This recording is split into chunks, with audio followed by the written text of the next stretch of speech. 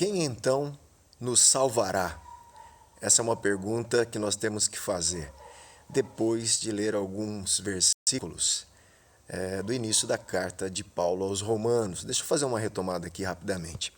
Em Romanos capítulo 1, depois da sua apresentação, dizendo quem ele é e escrevendo aos Romanos, ele já inicia falando aqui do poder do Evangelho. Depois Paulo fala justamente, ele começa a acentuar a situação da humanidade diante de Deus, que não é uma situação boa. Todos estão debaixo de impureza, injustiça. Portanto, como você lê aqui no versículo 18, a ira de Deus está se revelando contra toda a impiedade e injustiça dos seres humanos. E ele prossegue mostrando isso no capítulo 2, falando do juízo de Deus. Se você lembra, Paulo fala do dia da ira de Deus, e ele continua desenvolvendo toda essa situação da humanidade, tanto para judeus como para os gentios, mostrando para os judeus que, apesar de terem a lei, eles também estão debaixo da maldição da lei, porque eles quebram a lei da mesma forma que eles acusam os gentios. E, na verdade, judeu é aquele que o é interiormente, como nós vimos. No capítulo 3, Paulo ainda trabalha de uma forma muito peculiar aqui uma situação. Todos somos pecadores, não há um justo sequer. Portanto, toda a humanidade está debaixo do pecado, debaixo da ira de Deus, como nós vimos nesse texto aqui que nós vemos, tá certo? Agora, obviamente, surge uma pergunta. A pergunta é: se nós, como humanidade, estamos condenados eternamente, debaixo do pecado, separados de Deus, debaixo da ira de Deus, quem nos salvará? Aí a gente vai fazer a reflexão de hoje aqui. Deixa eu mudar aqui a página. Nós temos então essa pergunta aqui, ou mais do que uma. Olha só. Quem nos salvará da ira justa de Deus? Como ser justificado diante de um Deus perfeitamente santo, vou acrescentar, e justo? Como me justificar diante dele, se as nossas obras de justiça são, diante da justiça de Deus, trapo de imundície? E aqui uma pergunta de Martinho Lutero, traduzindo essas duas perguntas na perspectiva dele, ele pergunta assim: como posso eu, pecador, estar na presença de um Deus santo? Então essa é uma pergunta que nós temos que fazer depois dessa meditação até agora, vendo a situação da humanidade. E a nossa situação sem Cristo, obviamente. E nós vamos falar aqui da justiça de Deus, da justiça redentora de Deus. Aqui em Romanos 3, nós vemos Paulo preparou até agora para ele oferecer aqui, para ele ofertar como resposta, na verdade, mostrar a resposta ofertada de Deus à humanidade.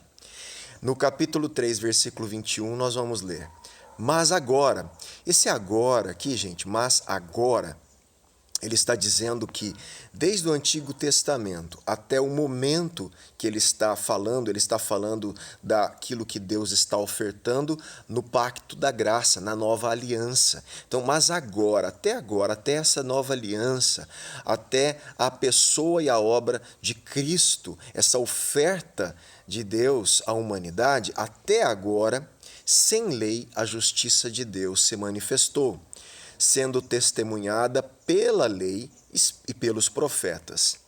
É a justiça de Deus mediante a fé em Jesus Cristo, para todos e sobre todos os que creem. Olha só, então para eu me tornar justo diante de Deus, eu não consigo. Então eu preciso da justiça de Deus, que é mediante a fé. A fé em quem? Em Jesus Cristo.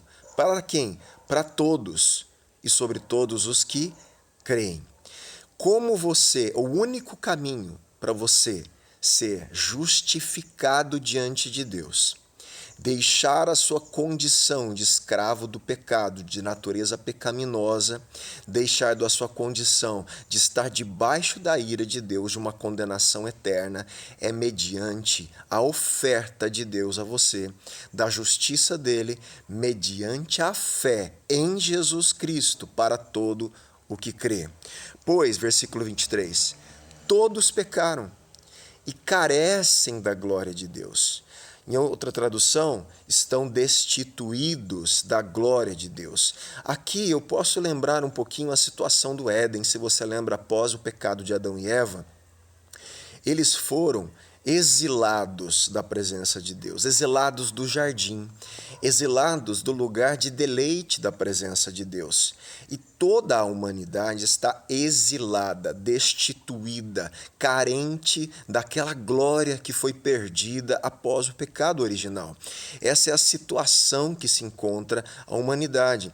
Todos pecaram e estão destituídos da glória de Deus. Versículo 24. Sendo justificados, essa é a única forma de ser justificado. Gratuitamente, você não tem como pagar a sua justiça, não tem como pagar por obras, pela lei mosaica, pelo cumprimento de rituais religiosos. Não é possível você pagar e comprar essa justiça. Você vai ser justificado gratuitamente por sua graça, mediante a redenção que há em Cristo Jesus. É só dessa forma, meu irmão. Não tem outro caminho. Por isso, Jesus é o único caminho de volta ao Pai, para se reconciliar. A obra dele, a identidade dele, a natureza e aquilo que ele fez por nós em vida, na sua morte de cruz, na sua ressurreição e no seu retorno, essa é a obra completa de resgate da humanidade, de salvação da situação da humanidade diante de Deus, e que pode imputar a nós, doar a nós gratuitamente justiça, para nos apresentarmos diante do dia da ira e não sermos condenados, mas sermos chamados para viver com ele eternamente. Versículo 25. A quem Deus apresentou como propiciação no seu sangue mediante a fé. Deus fez isso para manifestar a sua justiça, por ter ele, na sua tolerância, deixado impunes os pecados anteriormente cometidos, tendo em vista a manifestação da sua justiça no tempo presente. Nós temos um tempo de Deus que foi inaugurado em Jesus Cristo. Tá? É um tempo dos finais dos tempos, um tempo que nós podíamos dizer, inclusive, escatológico, do reino de Deus iniciado e que será consumado na segunda vinda. Então, nesse tempo presente, a fim de que o próprio Deus seja justo e o justificador daquele que tem fé em Jesus. Não existe nenhum justo sequer. Então Deus teve que se tornar o justo e o justificador da humanidade. Versículo 27. Onde fica então o orgulho, pois totalmente excluído? Por meio de que lei? A lei das obras? Não, pelo contrário, por meio da lei da fé. Concluímos, pois, que o ser humano é justificado pela fé. Pela fé em quem? Em Jesus Cristo. Pela fé na obra redentora de Jesus Cristo. Não tem outro meio, não tem outra forma de ser justificado diante de Deus e reconciliado com Deus, e para não sermos condenados eternamente. Então ele concluímos, pois, que o ser humano é justificado pela fé, independente das obras da lei. Ou seria Deus apenas Deus dos judeus? Olha só a pergunta. Se é pela obra da lei, será que então Deus só é Deus de judeus? Não, meu irmão. Deus revela o seu plano de redenção na história dos judeus. Culmina na pessoa de Cristo, que envolve todas as nações da face da terra. Então, ele diz, será que não é também Deus dos gentios? Sim, também dos gentios. Visto que Deus é um só, qual justificará o circunciso, quer dizer, o judeu, né? De sangue, ali de nacional, étnico, justificará o circunciso a partir da fé e o incircunciso por meio da fé. Então, tanto o judeu hoje, né, o povo de Israel, o povo judeu, como os gentios, aqueles que não são judeus, são justificados somente por um meio, pela fé. E que fé em quem? Em Jesus Cristo. Ele é aquele que nos justifica diante de Deus. Anulamos então a lei por meio da fé? De modo nenhum, pelo contrário, confirmamos a lei. Por quê? Porque este Jesus, que é o Filho de Deus, que é o novo Israel, ele cumpriu, que é o segundo Adão, ele cumpriu todos os requisitos da lei e levou toda a maldição da lei sobre ele, nos ofertando então graça, perdão, misericórdia, reconciliação com o Pai.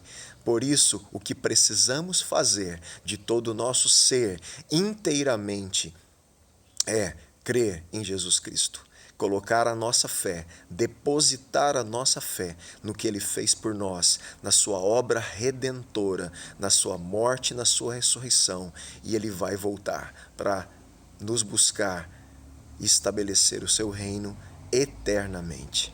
Reflita nisso, meu irmão, e seja justificado por Deus, pela fé em Jesus Cristo. Deus abençoe você.